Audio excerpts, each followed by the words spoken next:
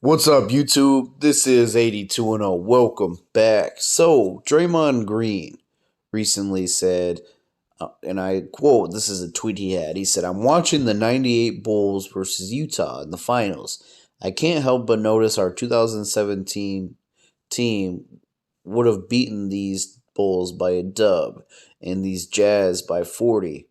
If they're going to play these brands of basketball, and that's why it's dumb to compare eras." So let's unpack this, okay?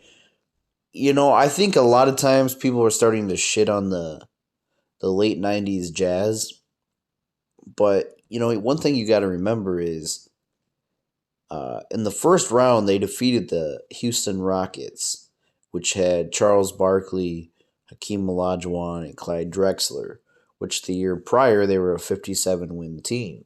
I mean, they had a little bit of injuries in 98. That's why their record wasn't good, but it was a good team. The Jazz defeated them. The second round, they defeated Tim Duncan and David Robinson on the San Antonio Spurs.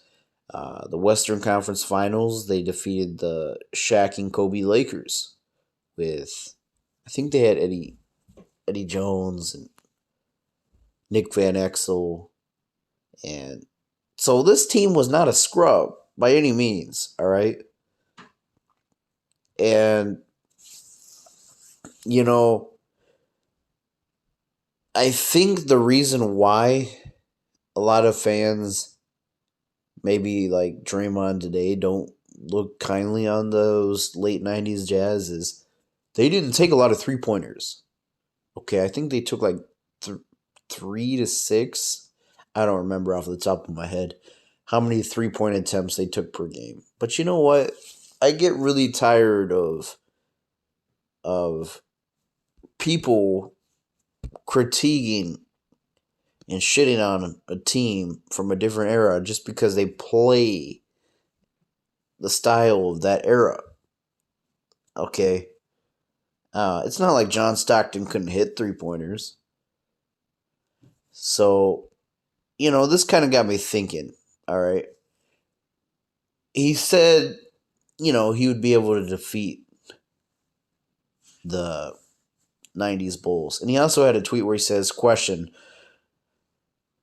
when they be comparing eras, are they taking into consideration the drastic differences in style of play?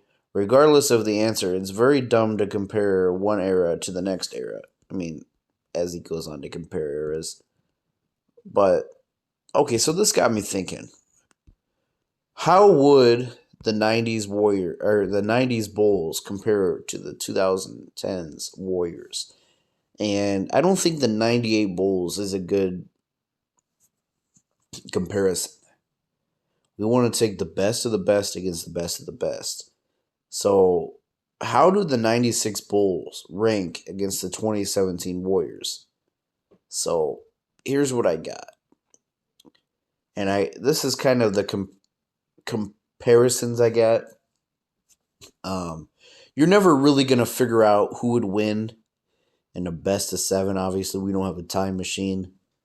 I mean, you can come up with an estimated guess. And, I'm never somebody who says players of the past couldn't play today. I mean, these people play basketball their whole life, okay? You're telling me they couldn't make some adjustments and figure out how to play a different style. You're telling me when new rules are implemented, they can't adjust to these, like a shot clock way back in the day or a 3-point line is added. You're telling me these players just couldn't figure it out. Okay? And it's going to happen to you someday. Who knows? Maybe someday they'll have a 4-point line and there will be somebody saying, "Oh, Curry wouldn't have been able to play in this era because he was only able to take 3-pointer." It's stupid. So here's how I'm going to compare them. So the 1996 Bulls, I think that's the best example to use of the Bulls dynasty against the 2017 Warriors. So the Chicago Bulls had an SRS of 11.80, right? And Golden State had 11.35, so Chicago with the edge. Now, for offensive rating, this is really close. Golden State Warriors had an offensive rating of 115.6, and Chicago had 115.2. So Golden State wins this. But I do want to know, in the 90s, it's not because they couldn't score, it's a style of play. Games were a lot less lower scoring. A lot of this was because of the way defense was played back then. You know, Jordan was averaging 30 points in that era. And defensive rating. The Chicago Bulls have a defensive rating of 101.8, giving them the nod. Golden State 104.0, so Chicago wins that. Now, the win-loss percentage. The Bulls, they went 72-10. The Warriors went 67-15. No, I'm not going to compare the 16 Warriors. They didn't win a championship. So they won 87% of their games. Golden State won 81. So Chicago takes that one. Now the playoff win percentage. This is where Golden State takes the edge. They won 94% of their games, whereas Chicago won 83%. Now All-Stars, right? Golden State has the edge here, as they had 4 All-Stars. Chicago had 2.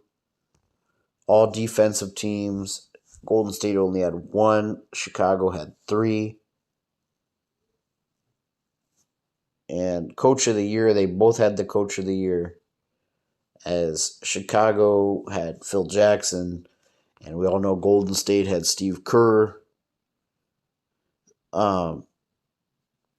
Now, all NBA teams. Chicago had 2 All NBA first team selections with Pippen and Jordan. Golden State had Steph and Durant. So I do want to give the edge to Chicago because Durant was second team. So I give the edge to Chicago there.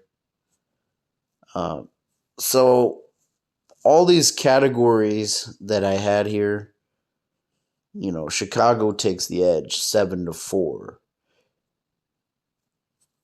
But, that doesn't mean necessarily that if these two teams met each other, it's for sure that the 96 Bulls win. But I think statistically looking at it, everything I listed here, this is how I kind of judge teams. I think the 96 Bulls were a better team on paper.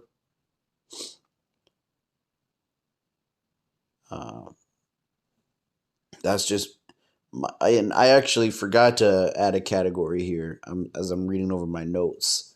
So you might be confused why I said Chicago 7, Golden State 4, because I only have 6 listed so far. So here's another stat category that I kind of made up myself, if I can explain. So this is the competition chart. So for the playoffs, Chicago's rivals, like who they were playing, averaged 53.25 wins. Golden State averaged 51.0 wins. What I mean by this is I took all of the playoff teams that Chicago and Golden State played, and I came up with the average. So Chicago wins this as they had a tougher road to the finals, which I know this might contradict what I said earlier, where I gave the nod and the victory to Golden State for having a better playoff record because they were so dominant. They only lost 1 playoff game. You could say, oh, well, that's not Chicago's fault. They had tougher teams, but hey, if you're going to have dominance in the season and use that as a point over another team, saying, hey, this team had a better record, so they're a better team, then you should take in playoff win percentage. But I do want to mention the competition that they both played. Chicago, I don't think people remember how good the 96 Magic were. That was the team that they played in the Eastern Conference Finals. And They themselves were a 62-win team. Uh, Shaq and Penny, that was one of the best duos of the 90s.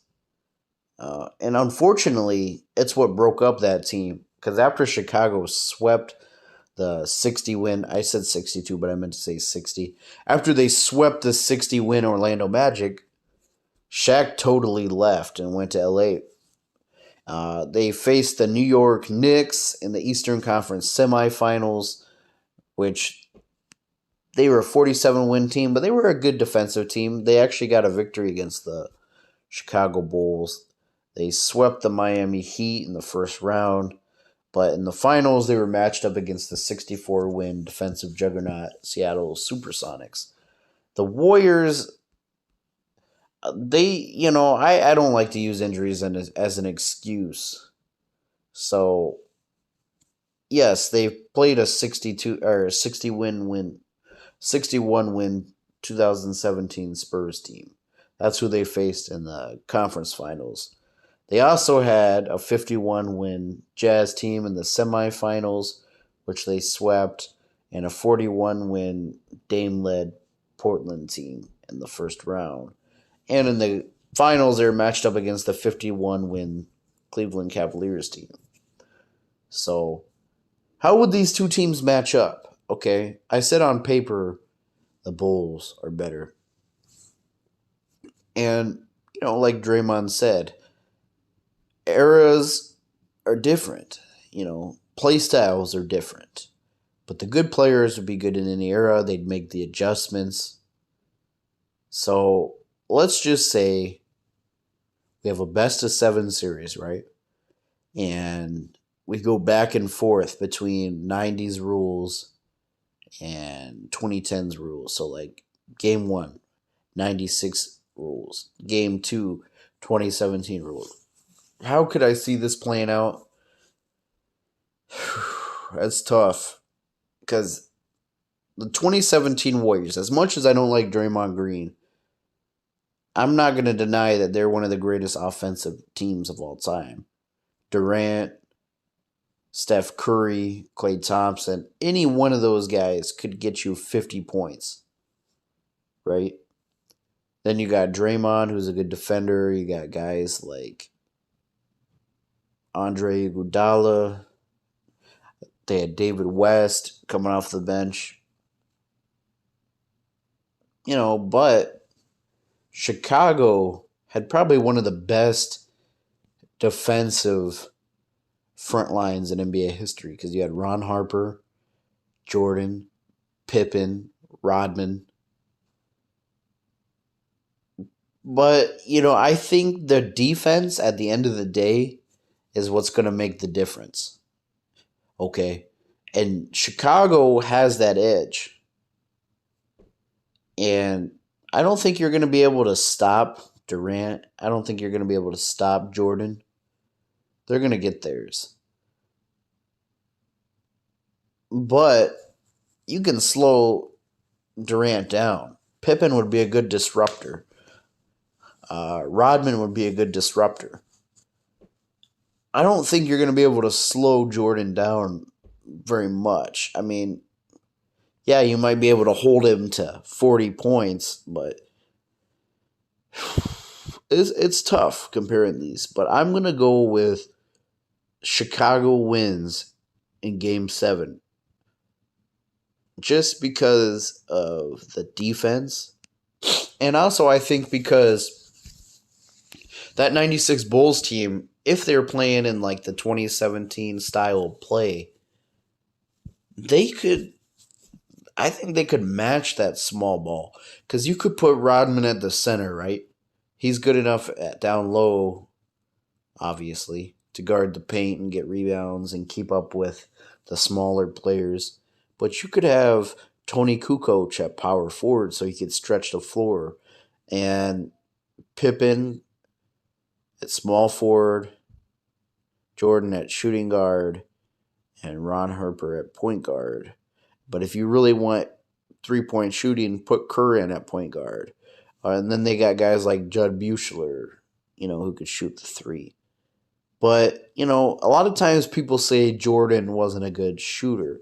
But, he'd been significantly working on his outside game, and he actually shot 42% from three for the 96 season. Yeah, he's not going to be Steph Curry from outside, but I think if you run with that lineup I gave with Kukoc at power forward, who he himself averaged over 40% from three, and he's a 6'11 stretch four, they could cause some trouble. Obviously, the Warriors are a better 3-point shooting team. But here's the thing, right? The Bulls can play big or small. The thing about the Warriors team, I remember this, they would put Kevin Durant at center. And I think it was, if I remember right, they would have Durant at center, like a small center.